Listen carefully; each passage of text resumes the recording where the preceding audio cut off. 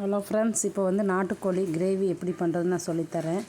1 kilo chicken எடுத்து கழுவி வச்சாச்சுங்க. அதுக்கு மசாலா நான் ரெடி பண்ணிக்கிறேன். வரமிளகா கொஞ்சம் காரத்துக்கு தகுந்த மாதிரி, சோம்பு, குருமிளகு, ஜீரகம், கருவேப்பிலை, மல்லி, வரமல்லி, கொஞ்சம் 2 ஏலக்காய் போட்டு நல்லெண்ணெய் ஊற்றி நல்லா வறுத்து எடுத்துக்கணுங்க.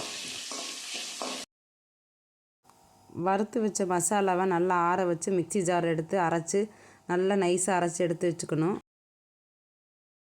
எண்ணெய் காஞ்சதுக்கப்புறம் கட் பண்ண வெங்காயம், பூண்டு நல்லா பொன்னிறமாக வணக்கிக்கணும். நல்லா வணக்கணும். நல்லெண்ணெய் ஊற்றி நல்லா வணக்கிக்கணும். வெங்காயத்து கூட இந்த தக்காளியை போட்டு நல்லா 2 தக்காளி எடுத்துக்கணும். நல்லா வணக்கி எடுத்துக்கணும். பொன்னிறமாக வணக்கி எடுத்துட்டு இந்த அரைச்சி வச்ச மசாலாவும் அந்த வெங்காயம் தக்காளி கூட போட்டு நல்லா கிளறி நல்லா ஆற வச்சுட்டு மிக்ஸி ஜாரில் போட்டு அதை அரைச்சி எடுத்து வச்சுக்கணும்.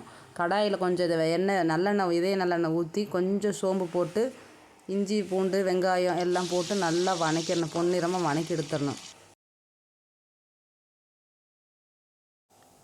வெங்காயம், இஞ்சி, பூண்டு பேஸ்ட்லாம் வணங்கினதுக்கப்புறம் அரைச்சி வச்ச மசாலா எடுத்து நல்லா எண்ணெயில் போட்டு நல்லா பொன்னிறமாக நல்லா எண்ணெயிலே நல்லா வணக்கணும். வணக்கிட்டு கொஞ்சம் வரமிளகாத்தூள் போட்டுக்கலாம். காரம் இன்னும் கொஞ்சம் எக்ஸ்ட்ரா போட்டுக்கலாம். வறுவல் கொஞ்சம் காரம் அதிகமாக இருந்தால் நல்லாயிருக்கும், சாப்பிட்றதுக்கு டேஸ்ட்டாக இருக்கும். கொஞ்சம் பச்சை கருவேப்பிலை போட்டு எல்லாம் நல்லா எண்ணெயிலே நல்லா வணக்கணும்.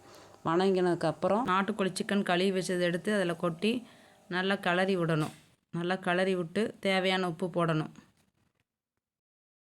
1 டம்ளர் தண்ணி விட்டு கொஞ்சம் வரமிளகாத்தூள் கொஞ்சம் காரத்துக்கு போட்டு கொஞ்சம் தேங்காய் பால் எடுத்து அதில் ஊற்றி நல்லா கொஞ்சம் வேக விடணும்.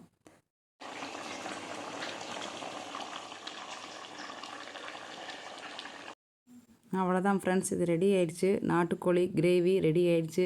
ஒரு பிளேட்டில் போட்டு கொத்தமல்லி கொஞ்சமாக கட் பண்ணி சாப்பிட்டு பார்த்துட்டு எப்படி இருக்குன்னு சொல்லி எனக்கு கமெண்ட் பண்ணுங்கள். லைக் பண்ணுங்கள், ஷேர் பண்ணுங்கள், சப்ஸ்கிரைப் பண்ணுங்கள். தேங்க்யூ.